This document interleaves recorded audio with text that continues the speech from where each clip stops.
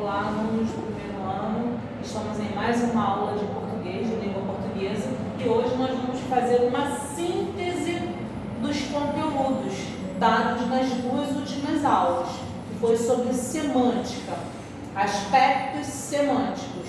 Não sei se vocês estão recordados, mas eu dividi esses 8 aspectos em duas aulas. Coloquei 4 em uma aula e 4 em outra. Hoje nós vamos fazer essa síntese para quê? Para relembrar os outros 4, para juntar toda a questão de semântica e quem não estava entendendo, dar uma revisada. Semântica, primeiro tem que entender o que é semântica. Conjunto de acepções. O que é isso? Sentidos, significação, informações a respeito de uma determinada palavra. Então, quando eu estudo semântica, eu estudo significação, eu estudo sentido, eu estudo informação a respeito de uma determinada palavra. Então, esses aspectos semânticos, eles vão se dividir em, na primeira aula lá eu falei 2 sinônimos. Os sinônimos são as palavras que têm o mesmo sentido. Então, existe uma forma, eu falo uma palavra de um jeito, mas eu posso falar essa mesma palavra de outra maneira, mas que seja semelhante, que não perca o sentido, semântica. Pobre, eu digo que a pessoa é humilde. Eu mudei o sentido, a informação? Não, o sentido, a informação, a semântica é a mesma, só mudei a palavra. Antônimos tem os significados opostos, então tem um sentido oposto. Então, quando eu digo que o cara é pobre, se eu falar que ele é rico, é o antônimo. Então, pobre, rico. Então, antônimo vem de contrário. Então, são os opostos. Homônimos são diferentes, que têm a mesma grafia, pronúncia, ou apenas a mesma grafia, ou ainda a mesma pronúncia. São parecidos, parece, mas não é. Mesma escrita, às vezes tem a mesma escrita, diferente na pronúncia, às vezes tem a escrita, a grafia diferente, mas a pronúncia é a mesma, mas os significados são diferentes, o sentido é diferente, a semântica é outra. Por isso que nós estamos estudando essas acepções, essas informações semânticas. Exemplo, censo. Censo com C, quando começa com C, resultados de uma pesquisa. O censo do IBGE passou hoje na minha rua. Então, é um censo para resultados de pesquisa. Estão fazendo pesquisas. Censo com S. De humor, ele tem um senso de humor maravilhoso. Ele tem um senso crítico horrível, ou ele tem um senso crítico ótimo. Então, são parecidas na pronúncia?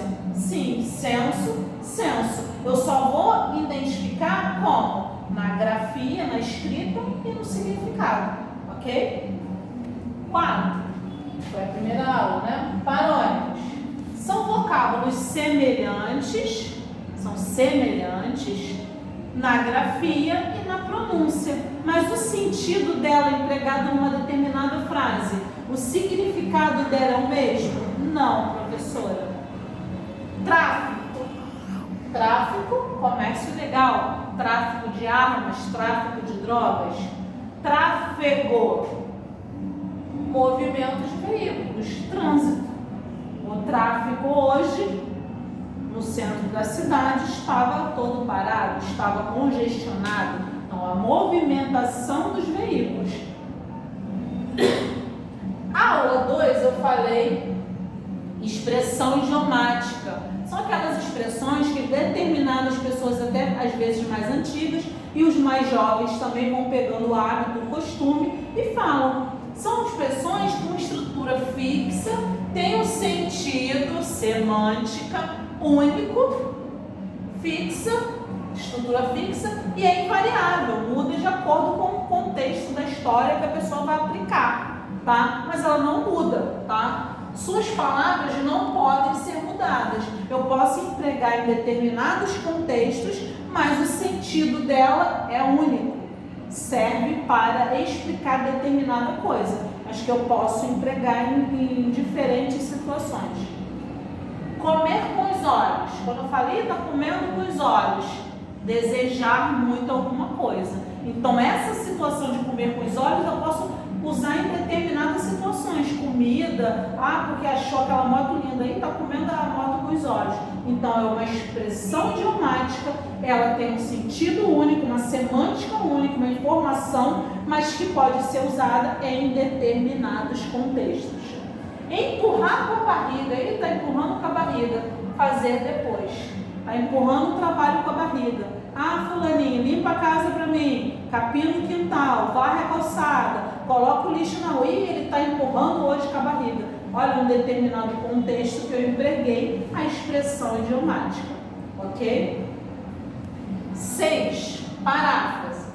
A paráfrase é uma equivalência geral de sentido, de semântica, mas com outras palavras. Então, eu vou empregar uma determinada palavra que tem uma determinada significação, está querendo me trazer uma informação, e eu vou fazer uma paráfrase. Parafraseio o texto, parafraseie as seguintes frases. O meu aluno vai fazer o quê? Ele vai mudar a posição da frase, ou ele pode usar sinônimos também, caso ele queira. Quando eu faço um texto, o professor pede um TCC, um artigo para a faculdade, eu posso parafrasear algumas coisas? Sim, mas eu não posso plagiar. Plagiar é copiar.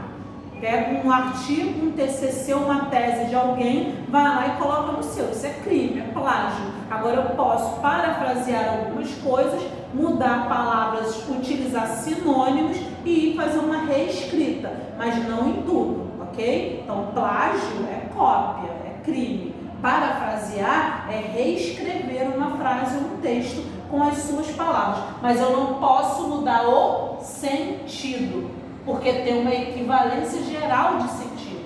Então, eu posso mexer, posso mudar de posições, sujeito, predicado, mas eu não posso mudar o sentido, a semântica daquela frase. Bandidos invadiram ontem uma comunidade. Ontem, uma comunidade foi invadida por bandidos. Eu mudei o sentido? Não, eu só mudei a ordem. Se eu quisesse colocar invadida por meliantes, por delinquentes, mudou o sentido? Não, mudei só de bandido, eu mudei para um sinônimo equivalente. Então, parafrasear é reescrever sem mudar a equivalência geral de sentido. Então, tudo é sentido, tudo é semântica. Polissemia é o conjunto de diferentes significados. Voltei para lá. Acepção de sentidos, significação e informações. Semântica. Diferentes significados que uma palavra pode apresentar. Então, a polissemia é uma mesma palavra que pode te gerar várias significações. Então, vai depender do contexto que ela está empregada. Balanço. Balanço pode ser um brinquedo, pode ser movimento. O carro, o navio ou o avião estava balançando muito. Balanço, movimento. Ou levantamento de dados de uma determinada situação.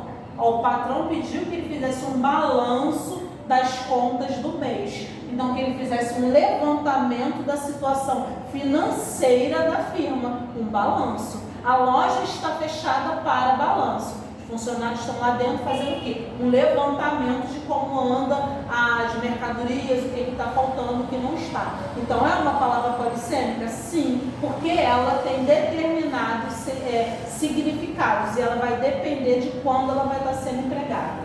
Ambiguidade. 6, 7, 8. Foram 8 os aspectos semânticos. Ambiguidade.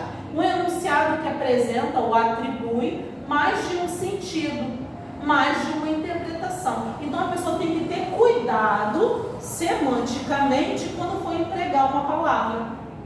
Por isso vocês estão estudando aspecto semântico, porque é uma parte interpretativa de reflexão. Eu tenho que saber quando empregar determinadas palavras.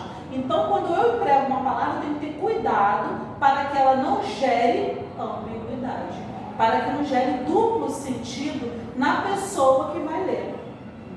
Se alguém anunciar que oferece tarifas, foi até da última aula, foi isso aqui. Se alguém anunciar que oferece tarifas melhores que as nossas, não ligue. Olha só, esse pedacinho aqui, não ligue, gerou ambiguidade. Por quê? Porque a pessoa que vai ler, que era um anúncio, a pessoa vai entender o quê? Que é para fazer ligação telefônica ou é para não fazer ligação telefônica? É engano? Então eu posso fazer ou não? Olha o advérbio aqui. Não ligue. Então eu não vou ligar, não vou nem estar aí, porque alguém oferece tarifas melhores. Ou para não dar atenção, porque é engano. Ou acreditar. Então acredite, então não acredite. Então ficou ambíguo. Então nós temos que ter cuidado, porque determinadas palavras semanticamente pode gerar ambiguidade. Eles estão querendo passar, que se alguém anunciar que oferece tarifas melhores que as nossas, a pessoa não ligar. A pessoa não ligar para eles ou para quem está oferecendo a tarifa melhor. Então eu tenho que ter cuidado ao escrever, ao interpretar, para não gerar ambiguidade. Então esses foram os oito aspectos semânticos que nós trouxemos nas aulas, que foi aula 1 de semântica e aula 2. Hoje eu fiz essa síntese, vou estar mandando um trabalho de casa para vocês de língua portuguesa. Espero que vocês cliquem lá no aplicativo, que vocês baixem o aplicativo Telegram, cliquem no link que eu vou estar colocando, eu já coloquei na plataforma, eu vou postar na segunda de novo, novamente. Eu espero que vocês entrem, que eu já criei o grupo, participem, deem presença, façam perguntas, enviem foto dos trabalhos, porque foi para isso que foi criado esse grupo, esse link aí do Telegram, para ter uma maior proximidade entre nós, tá? Fiquem com Deus e até a próxima aula.